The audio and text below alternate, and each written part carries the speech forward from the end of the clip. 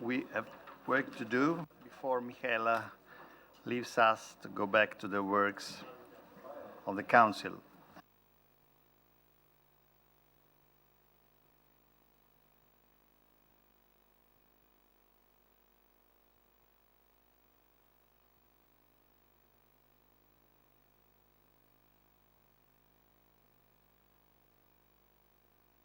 Good afternoon. I could perhaps start immediately with the topics because I don't have any meaningful introduction to make. I can move this. You can move it, okay. Perhaps we can, I understand there are presentations by the speakers, individual presentations by the speakers, so perhaps yes, we could start with the first. You can look there. All right, yes. We're presenting only four proposals for amendments. One is prevention of abuses, then there's a relative priority rule and best interest of creditor test, then liability of directors, then if there's time, counting votes for approval of plans, which is Professor Paulus in the order, Mokal, Ignacio. Okay, so perhaps we can start with Professor Paulus. Certainly. Thank you very much. Enjoy your food. Bon appetit. And I present an article which we are proposing that should be included. And I have the feeling there's no much need to justify it because we have mentioned that already a couple of times. It's more or less a general rule against and about the abusability of the procedure, irrespective of what Riz just has said before our break, that it's stupid to assume that there were any abuse. Nevertheless, it's the perception of abusability which is extremely powerful. As I learned this morning, not only in Germany, that is what I know, but also in Italy, and I guess in other countries as well. And for that reason, beyond, Mihaela, not in order to confuse you, we are fully aware of that there is a rule in Article 6, paragraph 8, about the abusability. It deals with the possibility to claim abuse of asking for the imposition of a stay. So you can revoke, according to Article 6, paragraph 8, you can revoke the automatic stay which is imposed on one of the creditors. What our intention is, or what our thinking is, that it should be just a kind of red flag, what we have heard already a couple of times, would be an Article 5A that gives a certain threshold of creditors. We are writing here, and I mean this is a political thing. How high you put this threshold?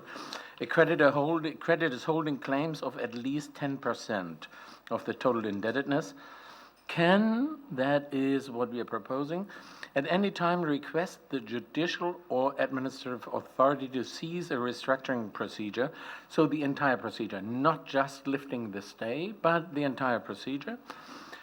And two circumstances. Number one is, and that is more or less a reference to what you have, if the abuse is in the fact that a debtor is opening the proceeding without being in any danger, just in order to gain a very subjective advantage. We are writing when a debtor is not in financial distress and is taking undue advantage of the procedure or measure.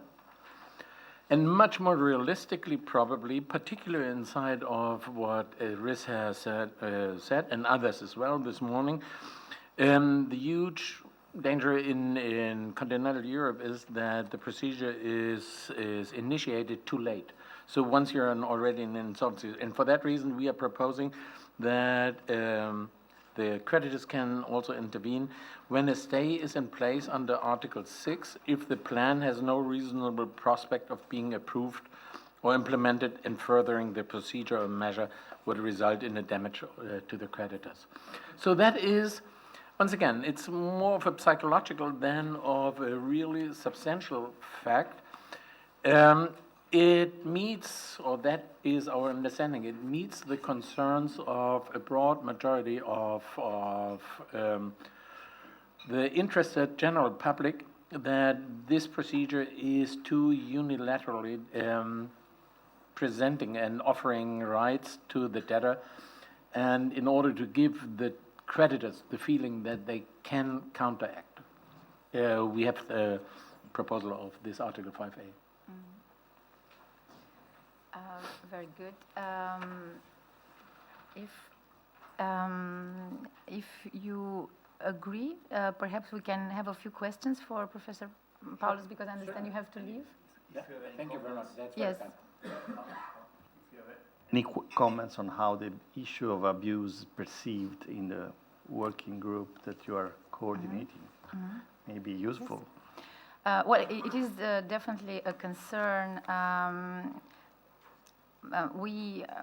I think it was clear from our proposal that we, first of all, provide a procedure only when there is a likelihood of insolvency. So obviously, if one single creditor can establish there is no likelihood of insolvency, however, that is defined in national law, and that may be a problem.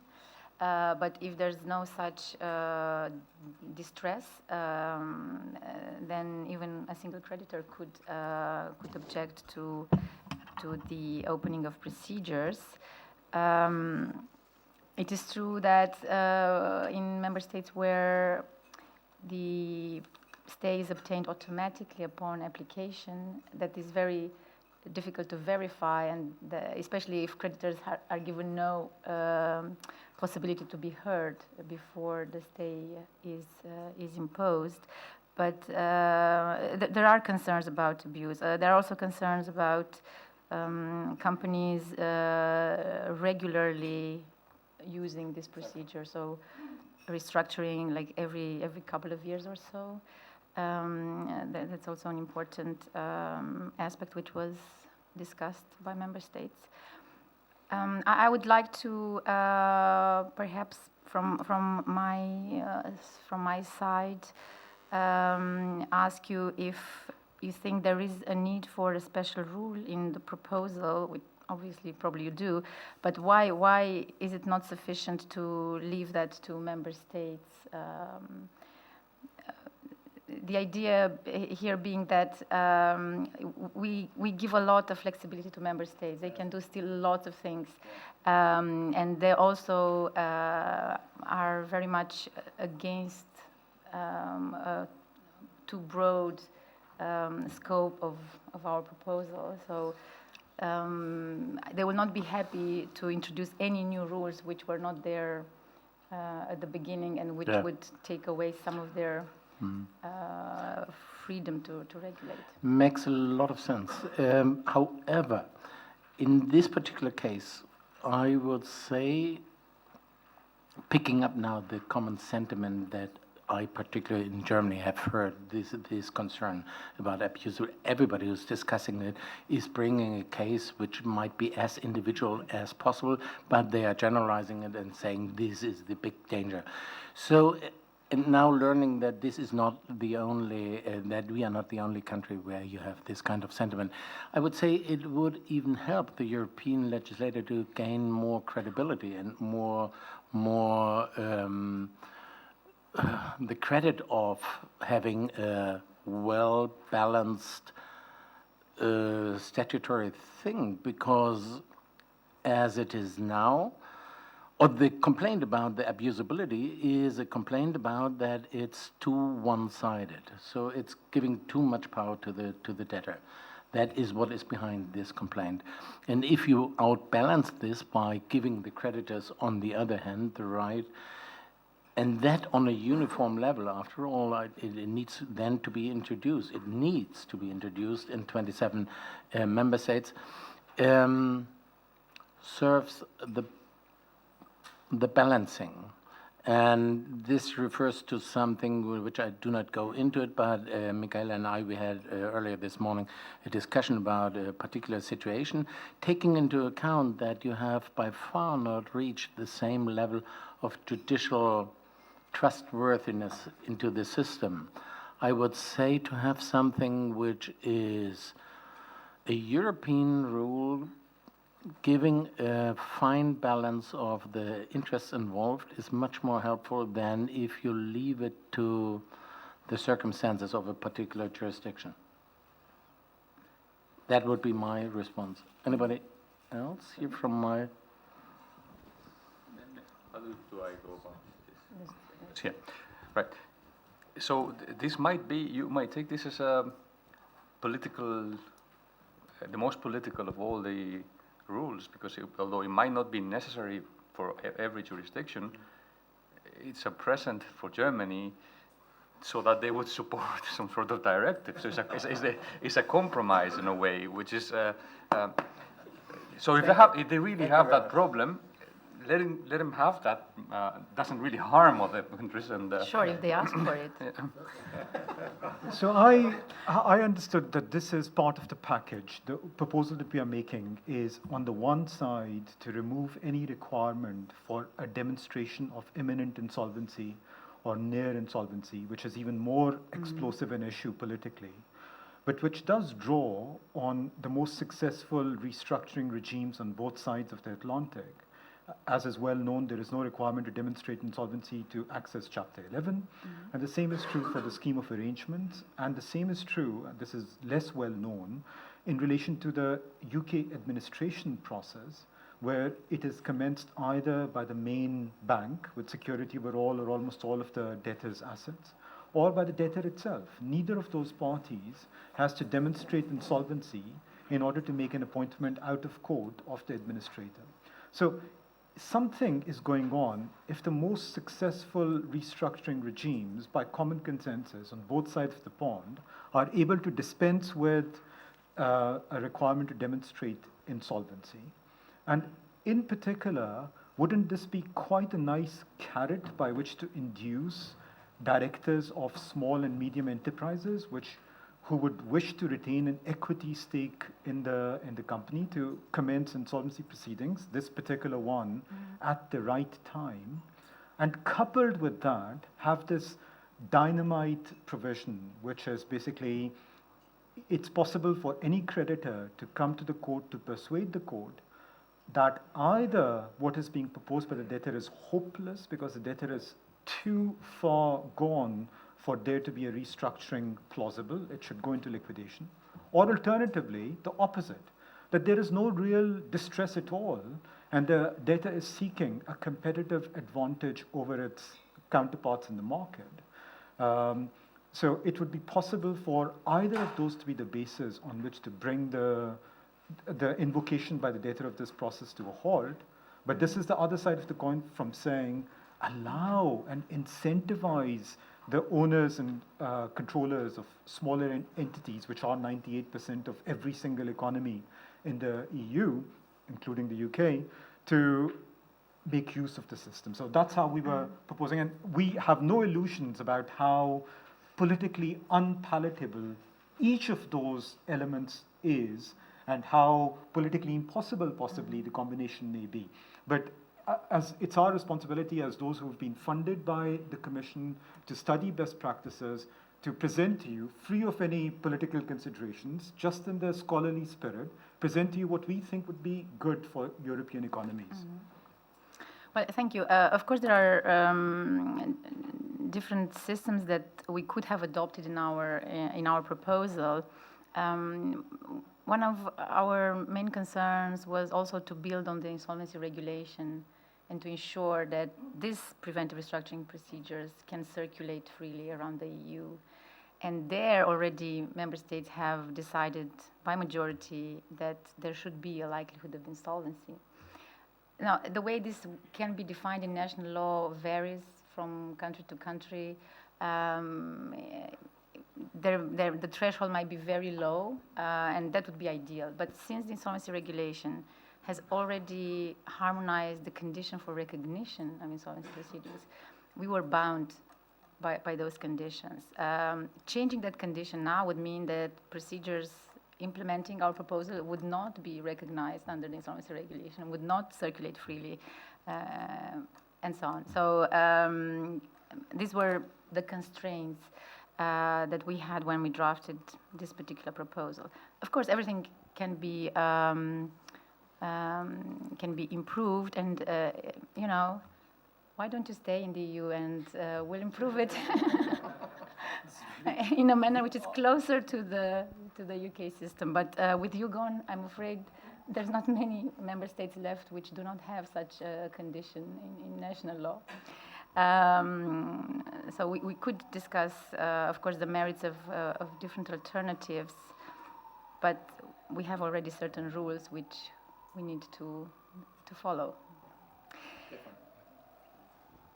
Yeah, Stefan, just one comment on that. I think we need to be careful here because the mechanisms in which these systems that Riz just mentioned balance abuse are very different. So in a Chapter 11 case, it's true, you do not have an insolvency test at all if the debtor files voluntarily, but at the same time, the debtor hands over the keys of the business because he cannot unilaterally leave the proceedings. So once he agrees to enter proceedings, he knows that he's now in the hands of his creditors, and he basically agrees to an insolvency valuation of his business and insolvency decision-making on his business. So there is a huge counter-incentive not to do that if I'm not actually in distress. This is very different for the scheme of arrangement. The scheme of arrangement is not an insolvency process at all. At no point in time, the debtor entering that process is bound to be valued under insolvency rules or be converted to an insolvency process at all. So he keeps the keys in the hand, but this is balanced by a court supervision that is starting from the very first day, and it requires at the same time a very high level of creditor's approval. So the costly process doesn't make any sense unless you have support by a huge majority of creditors. So there's another. The debtor basically cannot do it on his own. That's the key there, unless he wants to burn money.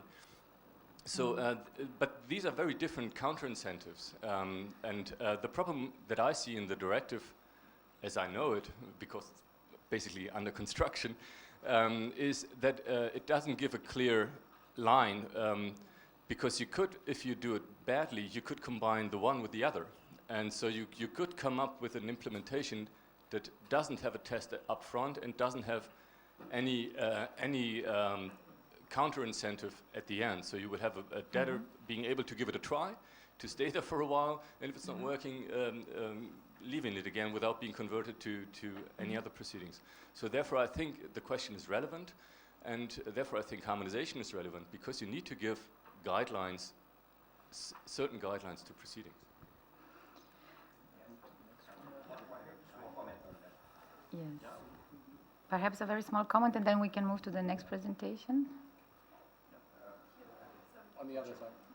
Just a small comment continuing that discussion. So perhaps a possible sensible de minimis structure could be that you could a little bit open in the reasoning of the directive a possibility, as the directive is a minimum harmonization, so to leave the member states kind of more flexibility on implementation, for example, using a combination of enacting a scheme of arrangement type legislation in addition to a existing restructuring regime already in place. That's certainly a possibility, the type of flexibility for member states. Professor Mokal, could you please present us the relative priority rule? So we are dealing with those bits of the instrument which deal with how to cram down a class of stakeholders, particularly creditors, but it seems to me the same reasoning applies to equity classes as well. And at the moment, drawing on US Chapter 11 practice, the draft proposes a combination of two elements: the best interest of creditors test defined in a particular way, and the absolute priority rule, again drawing on US practice. And what seems to us to be important, if we are to draw on US practice, is to draw also on the lessons which have come from that practice. And we start, for example, from the ABI Chapter 11 Commission, which, having extensively studied the way in which the absolute priority rule impacted upon small and medium-sized enterprises in particular, suggested that it was too restrictive, too demanding, inappropriate for the needs of the most likely customers of the procedure. And they recommended departures from the absolute priority rule. And we are recommending departures from the absolute priority rule. We are recommending something we call the relative priority rule. So here's the basic difference for the benefit of anybody in the audience who's not familiar with the terms of the absolute priority rule. If a class has not, by stipulated majorities, consented to a plan, in order to make the plan effective against that class, among other things, you have to give that class under the plan 100 pence on the pound if you wish to give any junior class anything. So the absolute priority is that you only go further down the waterfall of distribution of value from the estate if you have met, in relation to the dissentients, 100 cents on the euro on their claims. The problem, as has become apparent in the US with the longest experience with this, is it may be completely impossible, given the circumstances of the debtor, for there to be a payment of 100 cents on the dollar to any creditor or any stakeholder. And by saying, if you dissent, you, the class, are going to be guaranteed this if anybody ranking below you is to get anything under the plan, you are incentivizing holdout positions. You are incentivizing the position that so long as there is sufficient support for the plan across the capital structure of the debtor, this class, and there are ways in which classes are, they come out, mezzanine lenders of certain descriptions, would often have reasons to hold out because they know that the senior creditors are going to be fully protected and the junior stakeholders, represented in significant part by equity, wish to have the plan put into place because equity also manages the business and needs to retain management of the business. So equity has its, so junior creditors have reasons to agree to the plan, and senior creditors agree to the plan because they will be paid in close to 100 cents on the dollar anyway. So the mezzanine lenders have an incentive to hold out for 100 cents on the dollar, even though it would be inconceivable if the plan were not approved for anybody to receive 100 cents on the dollar. So you're incentivizing a holdout position in a way which is unfair to those stakeholders who have agreed to the plan on the basis of something which is, by hypothesis, never going to materialize, that is full paying out of creditors' claims. And also, you make it difficult for plans to maintain equity in place, which may be critical in some, at least some borderline cases of small and medium enterprises, where it is crucial for the role of residual risk bearing, that is equity, and management to be combined in the same people. The business, because of its nature, its location, its size, may not be sufficiently large and extensive to allow the split in ownership and control. So you want the existing equity to retain some equity interest post-plan and also to retain significant management post-plan. If you insist on the absolute priority rule, you make it difficult to enable equity to retain its place post-plan. And so to the extent that we want to make this process more likely to be used by small and medium enterprises, we are likely to come up against those sorts of cases in increasing proportions. And in those circumstances, our suggestion is to dispense with the absolute priority rule in favor of the relative priority rule. which consists of a number of safeguards, but in particular gets rid of the requirement that the dissentient class must be paid 100 cents on the face value of the claim.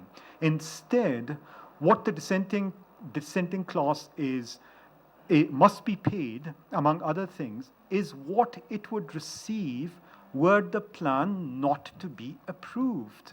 And we think that is the realistic and fair comparator.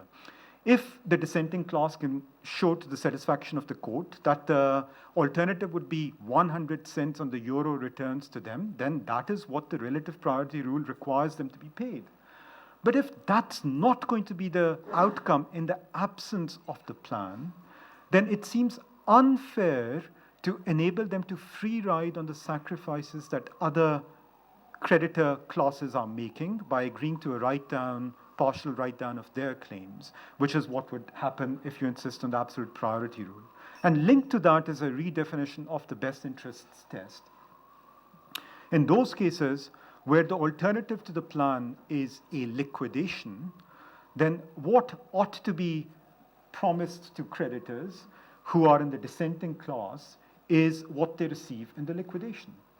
But if the alternative to the plan is not a liquidation, or let's be clearer, it's not going to be a piecemeal sale of the constituent assets of the business, in the absence of the plan, the business will continue in some form, or perhaps be sold off as a going concern, thus bringing in greater value, then it seems too ungenerous to require each dissenting creditor, by virtue of the best interest test, to be promised only what they would get in a piecemeal liquidation, or indeed in any liquidation. So we think that, again, in relation to the best interests test, the appropriate comparator is not liquidation. The appropriate comparator is the outcome which results in the absence of the approval of the plan.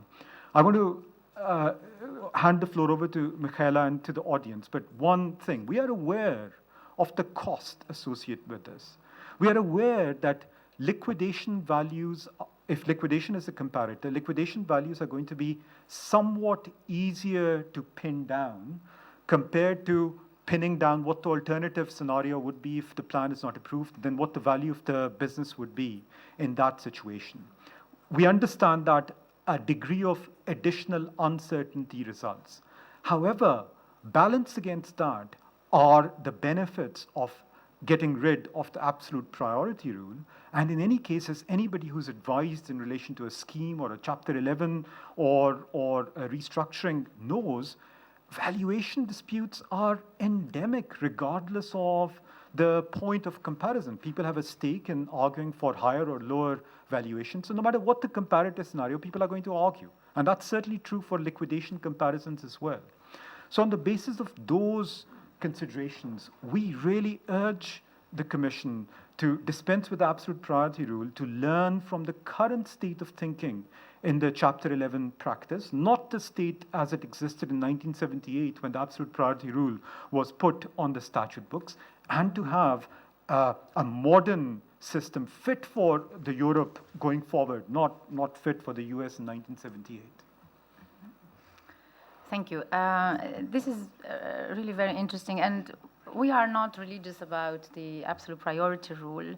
We believe it's already a huge progress that we've convinced member states to have a cross-class cram down. What we are concerned about, and this is a question to you and the audience as well, what exactly would the relative priority rule give as further safeguards or protection for creditors as opposed to the best interest test, which you would apply in a normal cram down? That would be the first question. The second question I have is how often SMEs are going to need the cross-class cram down mechanism, because, well, as I mentioned this morning, even the class formation is considered to be too expensive for SMEs. So if that's too expensive and cumbersome, then how would the cross-class cram down how often would that be in practice a problem for SMEs? I doubt that 98% of companies would actually ever need the cross-class cram-down. But yeah, of course, there will be some small companies which may make use of that.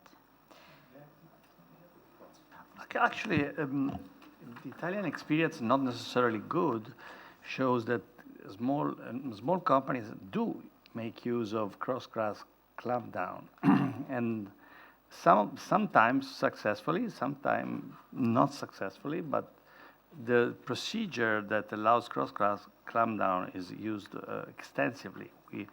The numbers were about between 900, I believe, it was the lower end in 2000 and 2013. So this procedure allows cross-class clampdown, and I would say more often than not, it's requested.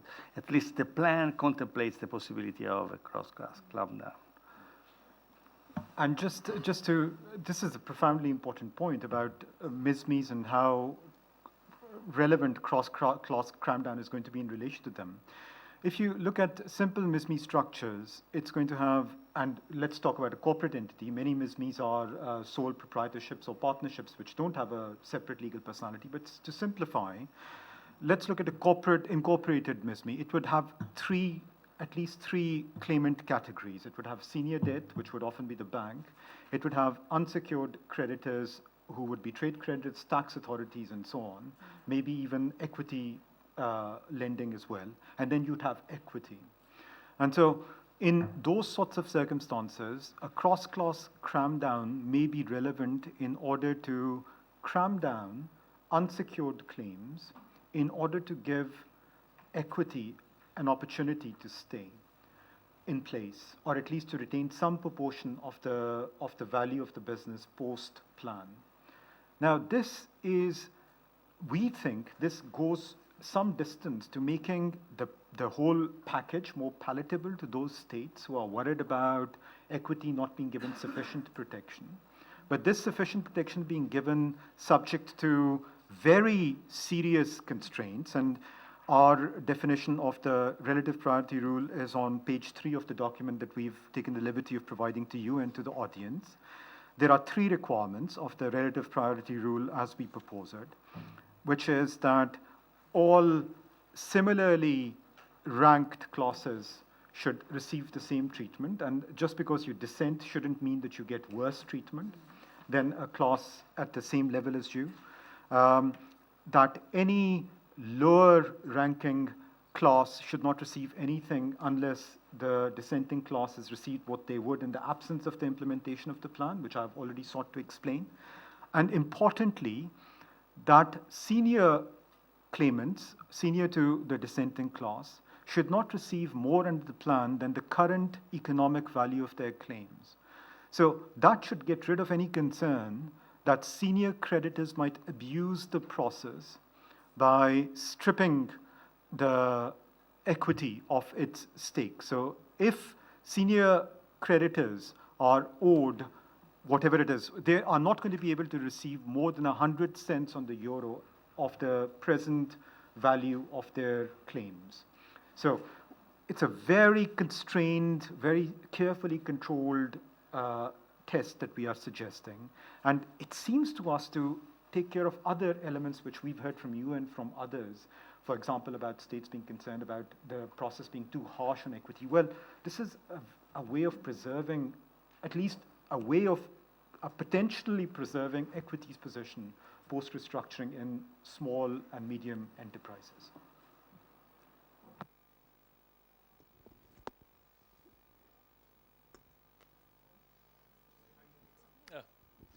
Yes, so I think this is very, very interesting. I agree completely that the absolute priority is not the route to follow.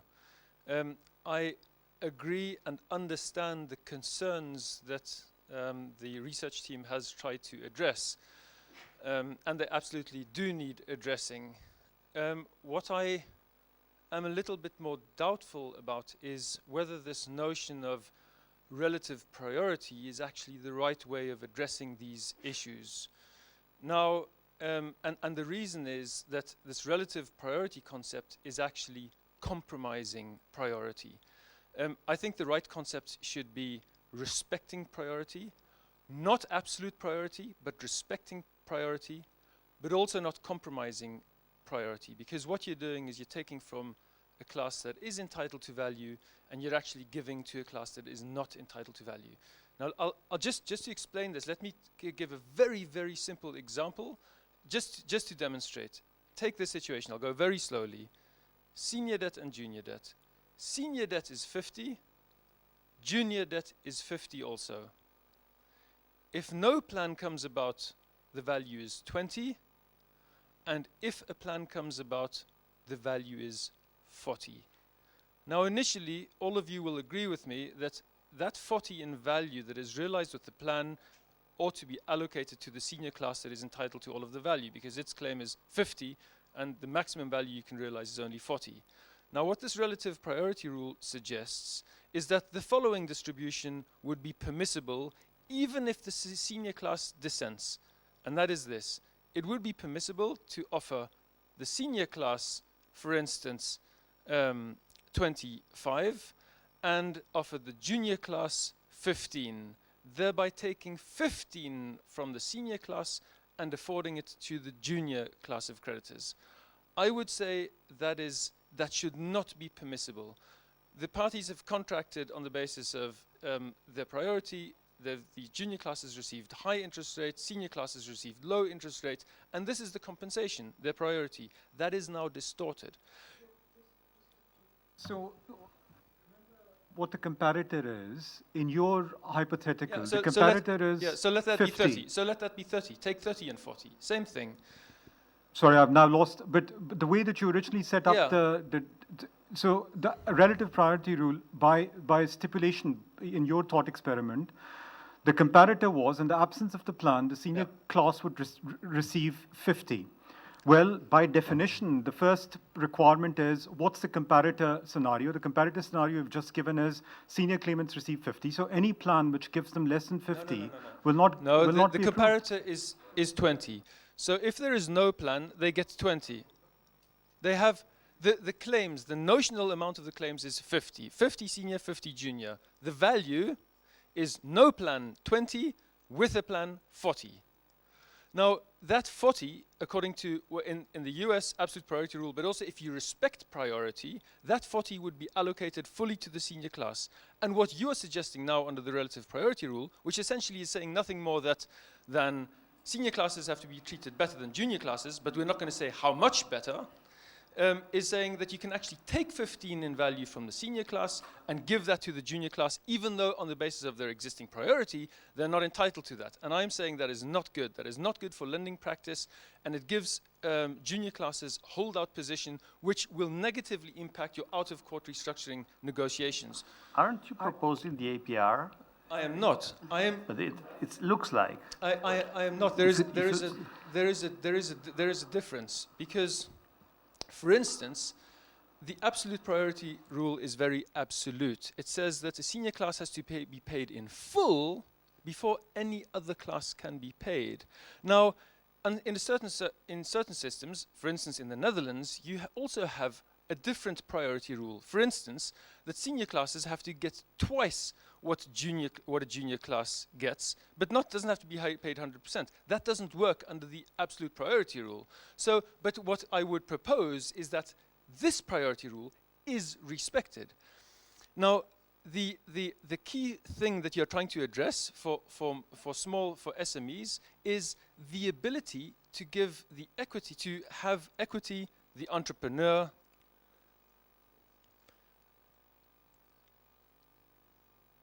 What you're trying to address is you see the need, and I see that need too, to allow equity to retain an interest going forward, because often that is the entrepreneur, and there is no business without that entrepreneur, so you need him on board.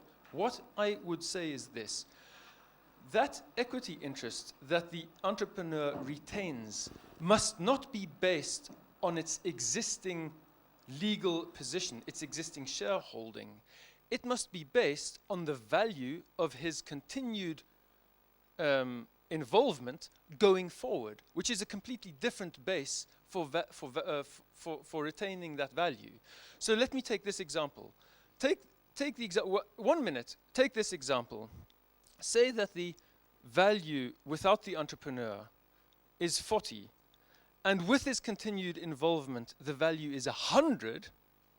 It would be fine for him to retain an interest that represents that value of 60, because that is attached to his continued involvement. It is not attached, is not based on his existing legal position as a shareholder. One thing, the way that I think you are, with respect, confused about the way that you are setting up the hypothetical. In your amended hypothetical, you said if there were no plan, the senior creditor would receive 20 cents on the euro, let's say. And with a plan, it would receive 40 cents on the euro. So as I understand it, that means that it is because there is a plan to which the other stakeholders have agreed that there is a surplus of 20 cents on the euro. That's the reason why there's a difference between the no plan and the plan scenario. Now the question is, why should the 20 cents on the euro surplus be allocated all to the senior creditor when you've just said that the only reason why the surplus arises is because there's a plan, which can only be the case if other stakeholders have agreed to the plan. So what you are proposing is that all stakeholders should make a sacrifice to create a surplus in your scenario of 20 cents on the euro, but then all of the 20 cents should be captured by the senior creditors, which seems to me to make no sense at all. It has to be captured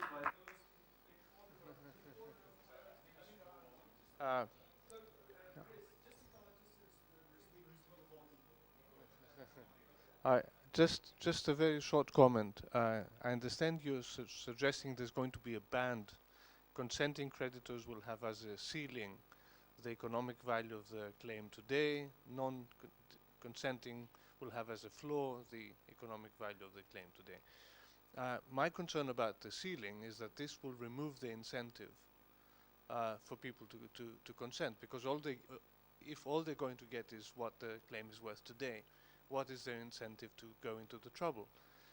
In addition, I have grave concerns about whether we can really capture the current economic value of a claim in a company which is in a process of on its way to insolvency, perhaps, or thereabouts. It's a very tricky calculation and I think very uncertain. Thank you. This is a really important point which troubles me as well. The point about saying that those who are agreeing and who rank above the dissenting class should have the ceiling of the present economic value of their claim, precisely for the reason you need to incentivize them to consent. So what would be the incentive for them to make the sacrifice to agree to the plan, which would require some sacrifice from them? By way of response, I don't have an analytical response. I just have a historic response, which is that, in particular, German colleagues were concerned about the political risk or political perception that senior creditors might use this procedure to strip the equity of their claims in the business. And it's from that perspective that risk is assessed by creating the ceiling. And sorry, and to add to that, you cannot undermine the powerful effect of that reality exerts on creditors to try to avoid liquidation at all costs. That's also very important.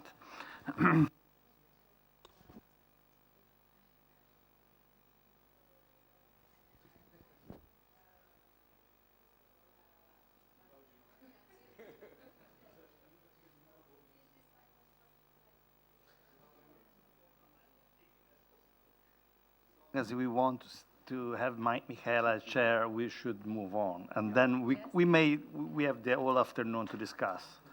So could you perhaps tell us about Directive? Sorry. Okay. Sorry, I will try to go straight to the point. In truth, there is nothing too original in what we've done concerning directives. respectfully think, well, we think the directive is generally excellent and the proposal is very well drafted, but this article is probably the one that fails the most to meet this standard. It was the least orderly, it was self-contradicting in some parts. So what we're proposing to do is basically new language, but not only. First of all, let me tackle very quickly, you all have the write-up, the markup, sorry.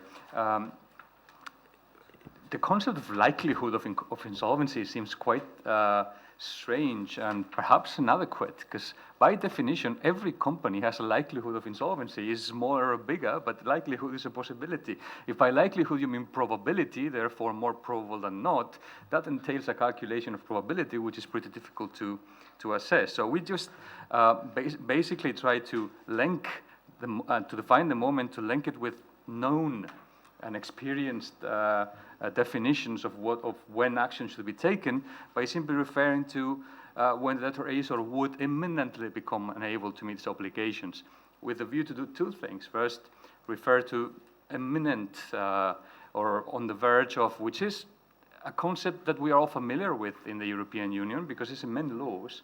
And second, what's very important is that we link that moment with cash flow insolvency and not with balance sheet insolvency, which would be definitely a mistaken way to regulate because it would be too late. So we wanted to fix that and make it more clear to the reader to determine the moment when the duty of director switches from shareholders or the company on to creditors generally. Then, as explained here, but we had some concern, especially with point A. They used to say that what needs to be done is to take immediate steps to minimize the loss of creditors, workers, shareholders, and other stakeholders, which is lovely to say that directors should be really nice to everyone, but the problem is that many of those are in inherent conflict. So you could not put them at the same level because then you're not really providing any guidance to directors. Would a director that finds itself in a situation of imminent insolvency that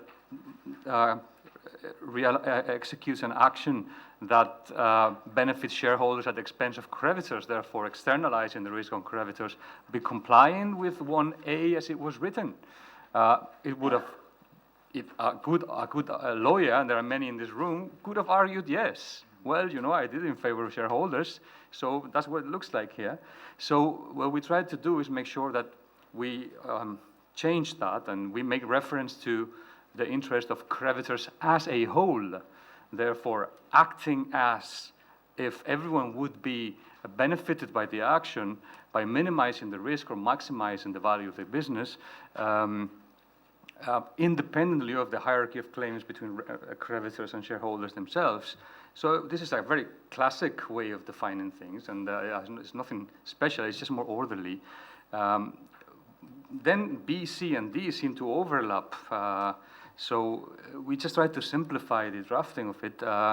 You will see that we are not being very original, and we don't like to do this, but the truth is, this looks more like UNCITRAL's legislative guide in a sense, because we found it to be a little bit more clear and more orderly. This has been worked upon for a very long period of time, so the text was rather refined, and we thought bringing it closer to it, although with slight improvements, we think improvements would be helpful.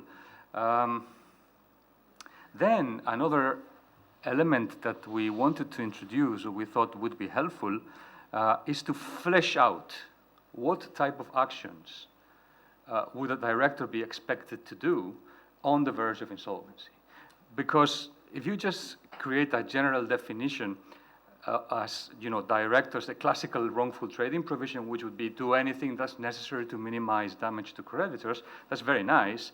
But some jurisdictions are simply not ready because their judges are not sophisticated enough and the financial statements of many companies are not clear enough so that a retrospective analysis of the behavior, what they should have known, can be determined adequately. So if you have a duty to file, it's easier, but if you have a wrongful trading, which is more refined and is best practice, it was much more difficult to do the assessment, especially in the less developed jurisdictions.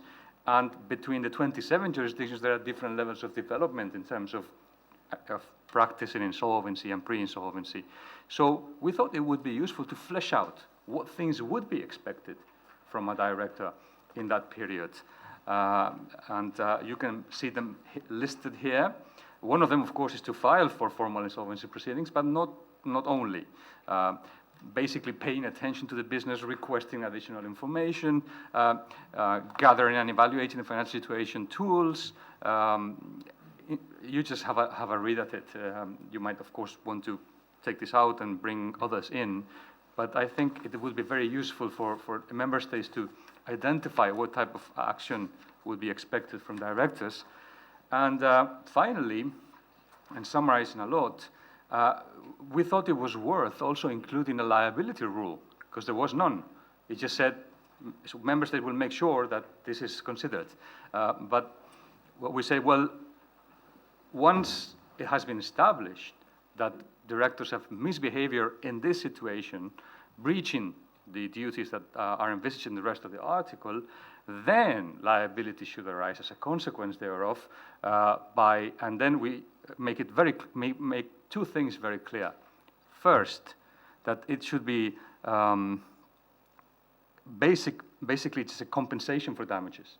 So it's not just punitive damages like in some countries, or like we did in Spain, which was a complete failure. You will be made to compensate everything that has not been paid to creditors by your actions. That was outrageous. So if you delay and cause a damage, you aggravate insolvency, you should be accountable for that, but only for that, not for things you haven't really done. So there's this causation element and compensation, which is important. And the second one is that damage should be linked with standard of care. We linked it with, of course, willful misconduct or negligence, but you can play with that as you feel. So it was basically about rearranging the drafting and fixing some concepts that might be interesting for member states to have clear. Thank you. I can subscribe to any amendment to this article. That's not the problem. The problem with this article, as we see it, is that it's okay. Is that it seems to interfere with member states' national rules, case law on the duties of directors. And I have to say there's a lot of opposition to including any article at all. Anything. Does it reach the German constitution? No. Of course, we see in the parliament the very different approach, which is to add further obligations on directors in respect of workers in particular. So we will see what will come at the end of this process. We also drew inspiration from the UNCITRAL legislative guide. Maybe we've messed it up by trying to present it a bit differently. We have a recital which is essentially paragraph 2 in your proposal. So we can subscribe to this, including paragraph 3. I have no objection. We thought perhaps it would be more digestible to member states if we left the issue of sanctions completely to them. Because, of course, to give effectiveness to any provision, member states would have some subsidiary obligations. We don't need to spell them out. But so even with paragraph 3, we could consider it. But as I said, the whole issue of duties of directors is very, very sensitive. So don't expect too much on that front. If you agree, perhaps we could move to the last presentation, or? Any questions on this? So I would briefly talk about proposal concerning Article 9, and it's not very complex in reasoning. Depending on their structure, plans need confirmation to bind dissenting stakeholders. Such confirmation can come only if there is sufficient majority and consent for the plan. Member states under Article 9.4 cannot establish a threshold above 75%, one of us, and guess who, said that this should be not a maximum threshold, but a minimum threshold, because the German constitution said so. So that's, but we didn't agree as a group. Then comes the question on how to consider creditors that, although duly informed of the process, do not express consent or dissent. There are only three solutions on the table. First, they can count them as dissenting. We can count them as consenting. And third, we can choose not to count them at all. We believe that the first solution is unfair. If the solution is value maximizing, which by definition is or should be, then giving power to the creditors that do not exercise their right to vote seems unfair. So we decided to ask the European legislator, and here represented by Mihaela, to introduce a rule that, following best practices in several advanced jurisdictions, choose not to count those votes either as dissenting or consenting, and with an exception for MSMEs, in which we can more safely assume that silence does not necessarily mean dissent or consent. Silence is probably the product of the fact that it's costly to become informed and express votes, notwithstanding electronic means of expressing the vote. That's why we advocate a rule that allows the member states the possibility to treat duly notified creditors that have not vote on the plan as having consent. It's a quite simple and straightforward, not necessarily. I don't know if the issue of vote has been taken up in discussions. Yes, of course. It is an important aspect of the adoption of a restructuring plan. But there, as you saw also in the Parliament's amendments, there is a strong request for introducing a double majority. So to have a majority not only in the value of claims, but also in the number of creditors in each class. Then there was indeed a question about how member states should treat unknown creditors, notified but non-participating creditors. And we've decided this is not a crucial point in our proposal. We've consciously left the decision to member states on how to treat these types of creditors. Also because, in some member states there are quorums, so there need to be a number of creditors participating, and then out of those participating, then there is a percentage which needs to approve the plan. So it's really very complex. If you micromanage, perhaps, yes, you need to deal with all these aspects, but considering that our directive is really very much principle-based, and we want to have the major building blocks in place before we do such micromanagement, we've decided to leave all this to the member states. And they haven't changed that approach. They are quite happy with it. If there are any questions on both Ignacio's and Lorenzo's presentations. So you're released. We can declare the panel conclude. But I want to express my sympathy for Mihaela. I asked Mihaela to participate to our conference a few months ago. We were in Paris, and she enthusiastically accepted only protecting her holidays, which I believe is a constitutional right, even in countries other than Germany. And on behalf of all the research team and of the participants, I'd like to thank you for keeping your promise in notwithstanding a critically busy day. We wish you good luck for your very difficult and important work on behalf of all European citizens. Thank you very much.